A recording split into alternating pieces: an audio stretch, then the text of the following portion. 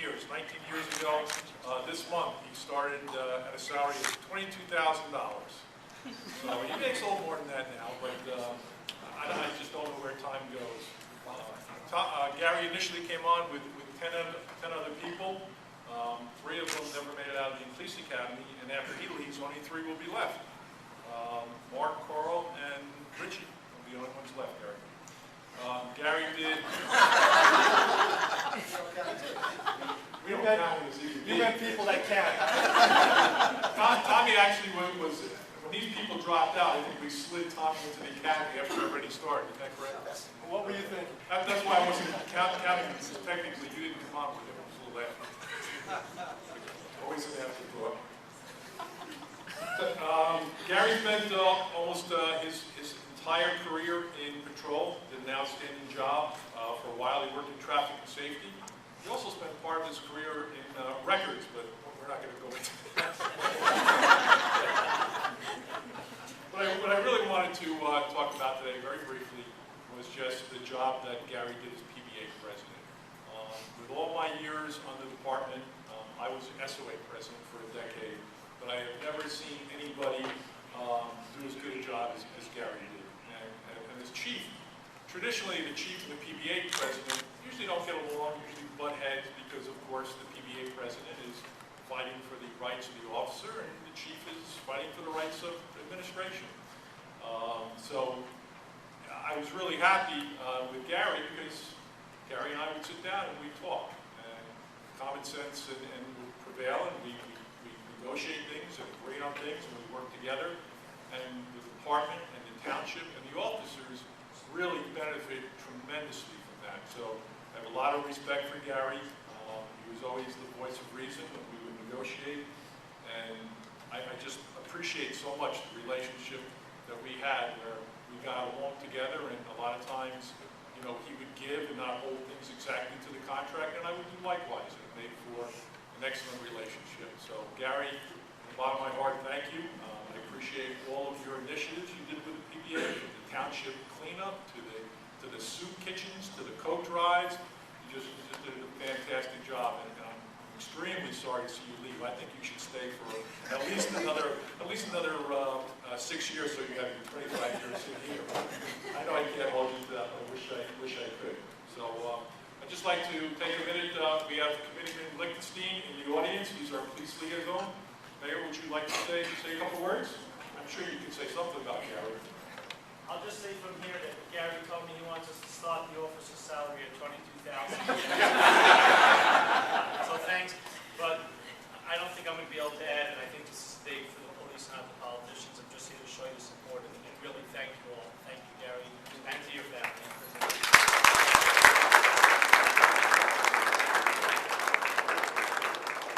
Okay, that's all I have to say. I'd like to turn it over to Steve Kulisek, the PBA delegate. Thank you.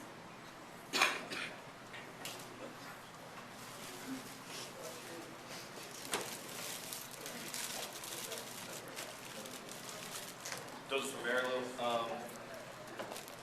It's not much for all the time that Gary wasn't at the house. But, it's a little memento to say thank you for, giving him us for as many times as we did.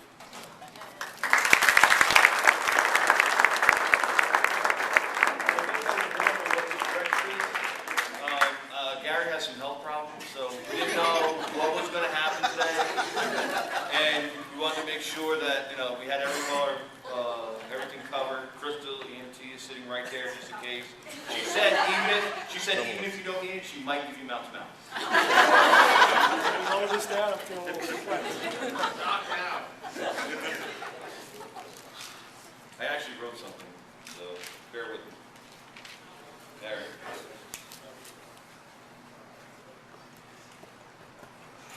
All right, I sat down to write notes about Gary, and I figured, hell, this should be easy.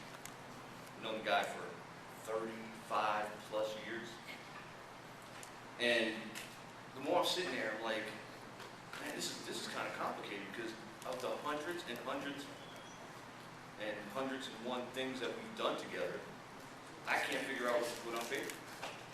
So I said, when you're with someone for 35 years, and then I say, holy shit, sounds like we're married.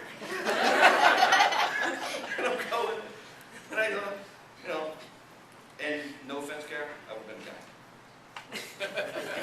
I'm better with it's not you. That's true. And it's a funny thing, you know, we always said in the union, Gary was the mom, I was the dad. The guys would go to Gary, and he'd say, yeah, go ahead. And I'd be like, hell no. But when you've been, you know, friends for such a long time, you know, you try to come up with some funny stories, and, you know, it always leads back to some sad stories. But when you think you made it through, and I guess that's what made the bond between Gary and I so strong. So, little background. As you all know, we grew up in Pine Acres. DJ was there. Kevin Sunath, one of these, he's around. Andre was there for a small bit. He didn't live there, but it was kind of like he lived there. But it was a little, we used to call ourselves Pine Acre Boys, PAB. And it's kind of funny, the initials kind of stuck. It went from PAB to PBA. And that's what kind of stuck for a while. And then we did things like normal kids do. We rode bikes, got in fights at the bus stop, went dumpster diving in the industrial park for space tape. Remember space tape, anybody? Raise your hand. Or whatever else we could find. And then Gary had this great idea to drink some water out of the stream in the industrial park one time. Guess who was the one that got sick? I think that's what started all his ailments. And Mr. P, I hate to break this to you, but we did steal your beer. And if anybody wants to know where Gary started his karaoke or his Garyoke, I want to say we were about 11, 12. We used to lip sync to the Beach Boys records in Tom's backyard for hours upon hours a day. Let's see. Oh yeah, there was breakdancing. That's when Gary officially changed his name to Sparky G.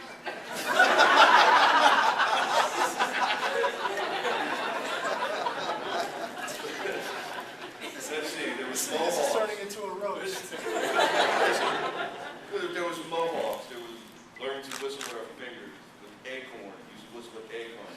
Learning to drive at Gomer's in that old piece of junk station wagon.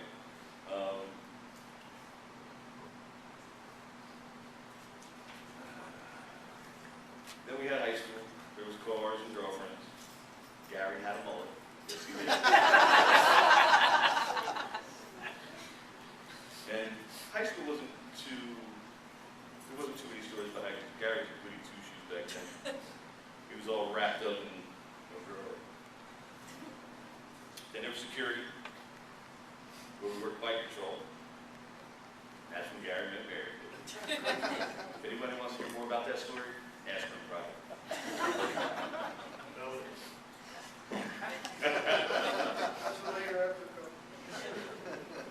And then, as you know, Gary got married. Gary and Mary got married, and that's when Gary and I officially got divorced. It was amicable. You know, we both went our separate ways. I think he got the dog or something. It was good. That brings us to about 1994. That was the morning we had to go for the civil service test. Gary pulls up. I might have been hungover. He's pounding on the door, and he says, "Let's go, we're going to be late." But we made it, as you can see. We're standing here today. Then we got into the jobs. Gary had dreams of being in traffic and safety, riding a motorcycle, wind in his face, 1,000 cc's of Harley between his legs. And then guess what happened? He became PBA president. Not sure of the connection, but it was the best move he ever made in his career. I can go on and on for hours about everything that we've done, Gary and I. From vacations to when we go on vacations. And if anybody knows Gary, who's ever been on vacation with us, we were on vacation. The first thing that would happen with Gary was he'd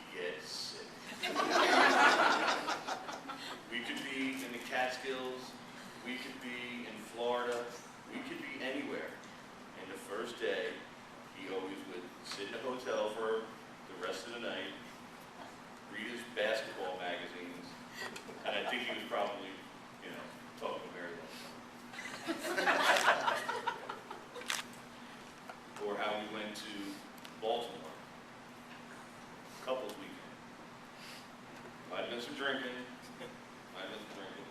and I might have got a little sick. And I think I owe you something, guy. It's in a waterproof case, everybody, or a throw-proof case.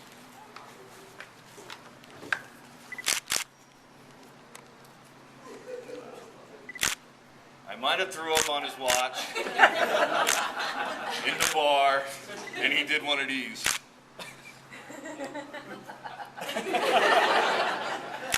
So, I owed him that. That's a long time coming, too.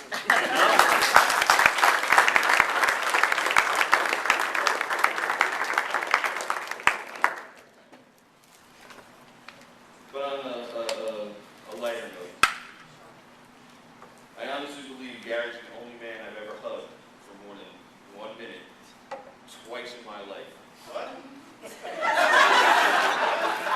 Keeping his clothes on.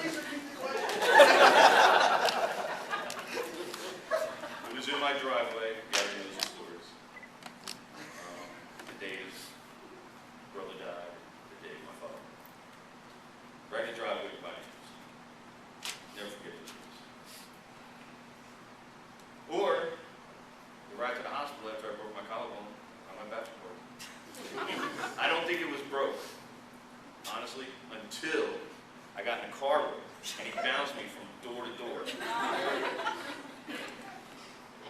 Then we got karaoke, we got the PBA clubs, we've got funerals. I mean, I have to stop. I know everyone wants to get on with their day, obviously, and I personally can use beer. And I'm sure Gary does too. But the last thing I'd like to say, Gary, is you've been more than a friend to me over the years. You're my brother. Enjoy your time, bro. I love you back.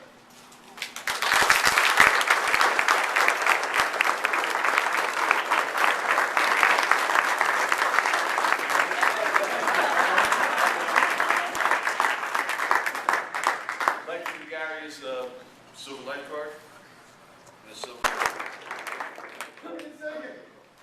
Thank you.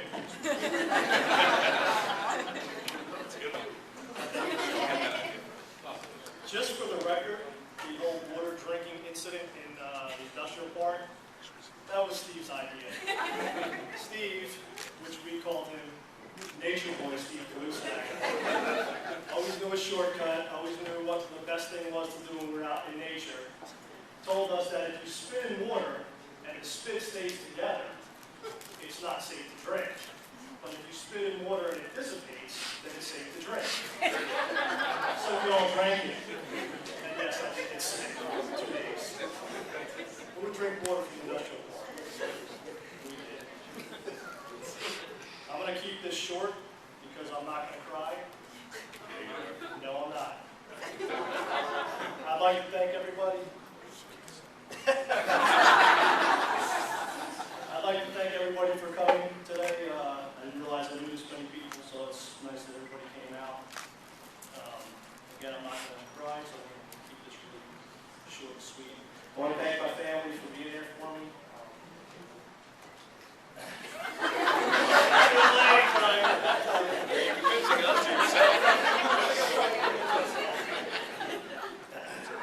Anybody that knows me knows when I speak, I sometimes get very emotional. My family for being there for me. I can't even look at her. Don't look at Kevin. Don't look at Kevin. Is he crying already? Yeah, look at him. For being there for me throughout the career, for being there for me when I couldn't be there for them. Being a police officer, you're not home a lot. You're gone during holidays, birthdays, Christmas. So I appreciate them doing that and staying strong for me. Like Steve said, once I did get heavily involved in the union, I wasn't there a lot, but fortunately, the amount of events that we've done, I brought them with me to be part of it and to help, which I'm very thankful for. I want to thank my wife for always being there for me. You know, they say behind every good man is a better woman, and that's true.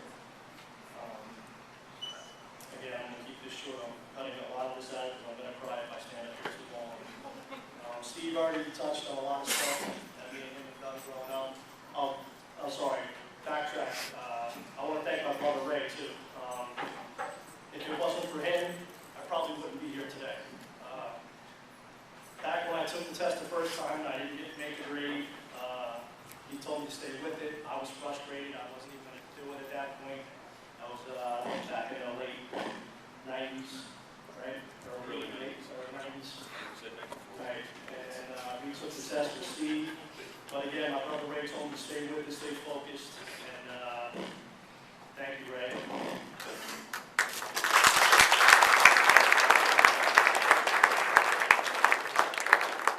I'm not going to go through my whole life story like Steve did. It was no, I don't have to. A lot of stuff I was going to say you already said, so it cuts me down big time. You guys are real. Yeah, pretty much, pretty much. Again, I did meet my wife in 1990 in Ocean County Park when me and Steve and Andre, Jason Goldberg from Beachwood started the Bicycle Patrol Unit, first one in the county. She came to do an article on us, and again, we had done it later. I'll have a couple of things I'll tell you about it. Thank you. Thank you for everything you've done. Could have been here, could have done that. I'm not trying. Doesn't count. Again, that's it. That's all I have. I don't want to go any longer because I know I'm going to start crying like a baby. Thank you for everybody for coming out. We know we're going afterwards. I want to thank my executive board. A lot of the stuff that we've gone through, I wouldn't have been able to do without them. Lynn, Sean, Leroy, who's not here with us. Alex Guzman, Mike Zwick. I'm sure there's other guys I'm not thinking. Mike Marzaka. Treasurer. Thank you. Thank you for everybody that came out to support, and thank you for supporting my whole career.